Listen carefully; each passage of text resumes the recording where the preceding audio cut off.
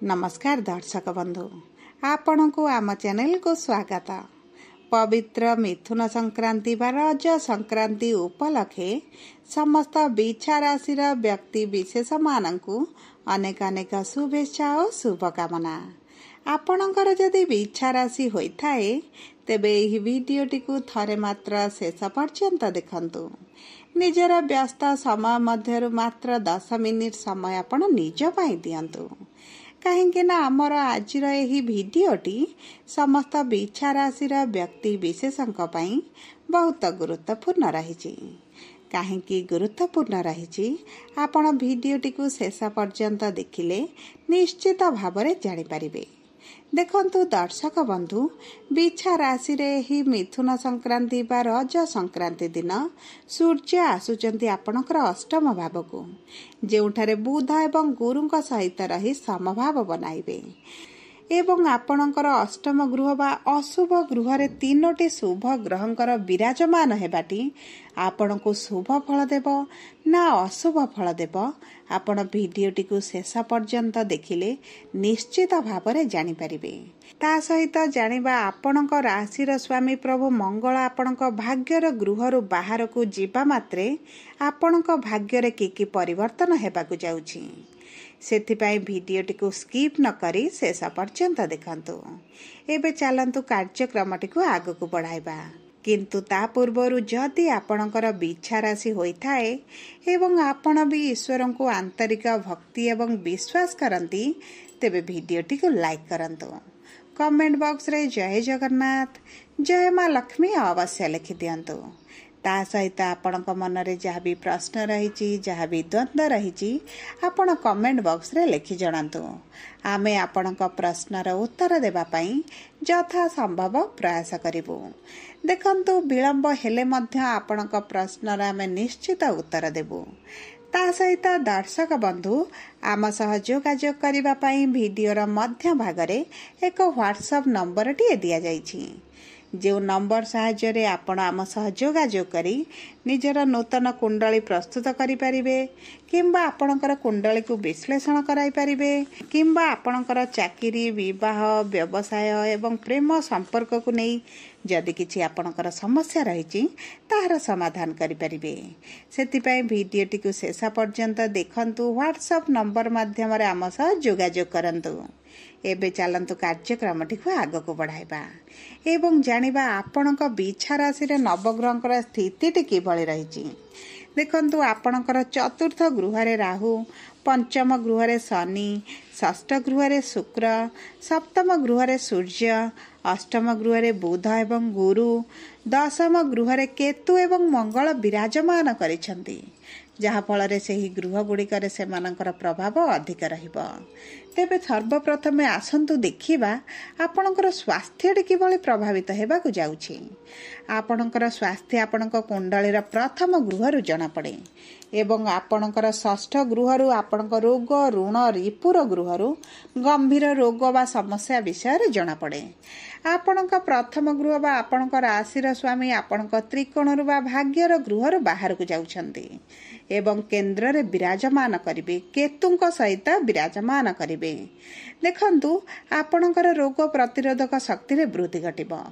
आपनको कौनसी ऋतुकालीन समस्या हेबार संभावना बहुत कम रही। किंतु आपणकर शुक्र जेहेतु षष्ठ गृह रे नीचरे अछंती आपणकर स्वास्थ्य रे किछिटा समस्या आपण देखि पारंती।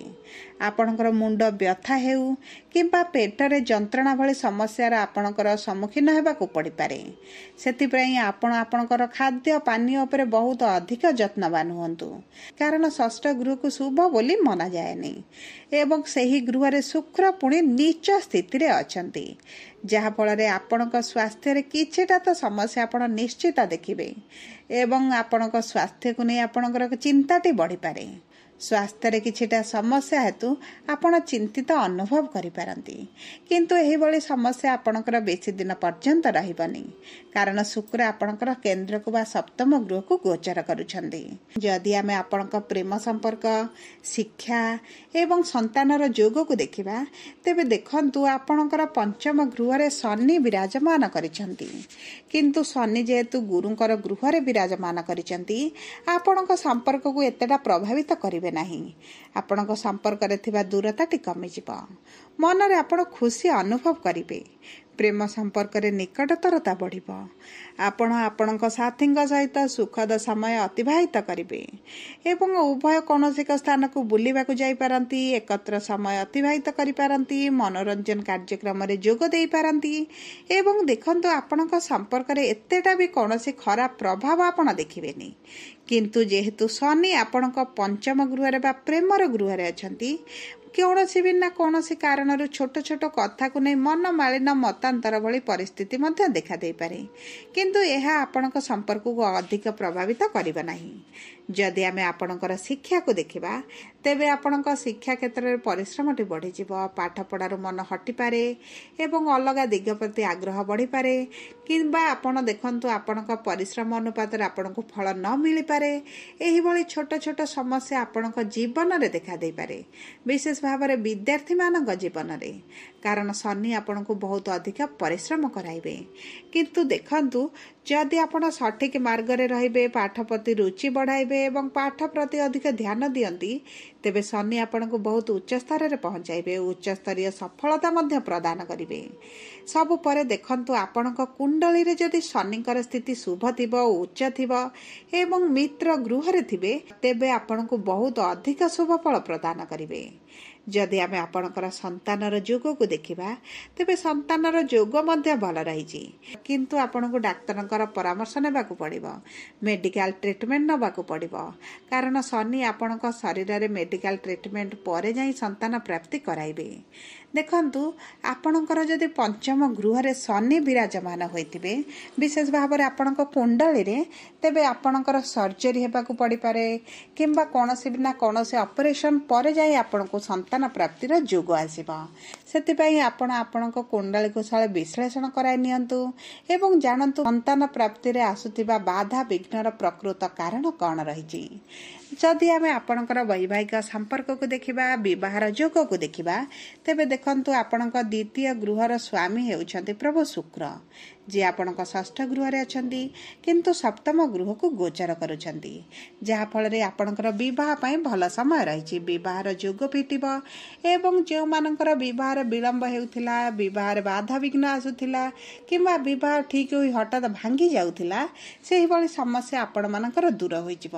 ବିଶେଷ ଭାବରେ ପୁରୁଷମାନଙ୍କ ପାଇଁ ବହୁତ ଭଲ ସମୟ ଆସିଛି। ଯଦି ଆମେ ଆପଣଙ୍କର ବୈବାହିକ ସମ୍ପର୍କକୁ ଦେଖିବା, ତେବେ ସମ୍ପର୍କରେ କୌଣସି ବି ସମସ୍ୟା ଆପଣ ଦେଖିବେ ନାହିଁ। ସ୍ୱାମୀ ସ୍ତ୍ରୀଙ୍କ ମଧ୍ୟରେ ଥିବା ବିବାଦଟି ଦୂର ହୋଇଯିବ, ଦୂରତାଟି କମିଯିବ। ଆପଣଙ୍କ ସାଥୀଙ୍କ ଠାରୁ ଆପଣଙ୍କ ପ୍ରତି ପ୍ରେମର ଭାବନା ବଢ଼ିବ, କିଛି ଉପହାର ମିଳିପାରେ ଏବଂ ଆପଣଙ୍କ ସାଥୀଙ୍କ ସହିତ ଆପଣ ଭଲ ସମୟ ଅତିବାହିତ କରିବେ। ଗୃହକୁ କୌଣସି ଅତିଥି ଆସିପାରନ୍ତି ଏବଂ ଦେଖନ୍ତୁ, ଆପଣଙ୍କ ସମ୍ପର୍କରେ ପ୍ରେମ ରୋମାନ୍ସର ବୃଦ୍ଧି ଘଟିବ। ଆପଣଙ୍କ ସମ୍ପର୍କରେ କୌଣସି ବି ବଡ଼ ସମସ୍ୟା ଏବେ ଦେଖାଯାଉ ନାହିଁ। ଯଦି ଆମେ ଆପଣଙ୍କର କର୍ମକ୍ଷେତ୍ରକୁ ଦେଖିବା, ତେବେ କର୍ମର ଗୃହରେ ଆପଣଙ୍କର କେତୁ ଏବଂ ମଙ୍ଗଳ ବିରାଜମାନ କରିଛନ୍ତି, ଯାହାଫଳରେ ଆପଣ ଊର୍ଜାବାନ ଅନୁଭବ କରିବେ। ଆପଣଙ୍କ କର୍ମକ୍ଷେତ୍ରରେ ଥିବା ଅସୁବିଧା ଗୁଡ଼ିକ ହ୍ରାସ ପାଇବ। ଯଦି ଆପଣ ବେରୋଜଗାର ଅଛନ୍ତି, ରୋଜଗାର ସନ୍ଧାନରେ ଅଛନ୍ତି, ତେବେ ଆପଣଙ୍କୁ ନିଶ୍ଚିତ ଭାବରେ ରୋଜଗାର ପ୍ରାପ୍ତି ହୋଇଯିବ। ଆପଣଙ୍କର କାର୍ଯ୍ୟ କରିବାର ଦକ୍ଷତା, ପରିଚାଳନା ଆପଣଙ୍କ ମାନ ସମ୍ମାନକୁ ବୃଦ୍ଧି କରିବ। ଆପଣଙ୍କର କର୍ମକ୍ଷେତ୍ରରେ ଉନ୍ନତି ପାଇଁ ଇନକମ୍ ମଧ୍ୟ ବଢ଼ିବ। ପଦୋନ୍ନତି ହେବା ସହିତ ଦରମା ବୃଦ୍ଧି ମଧ୍ୟ ହେବ।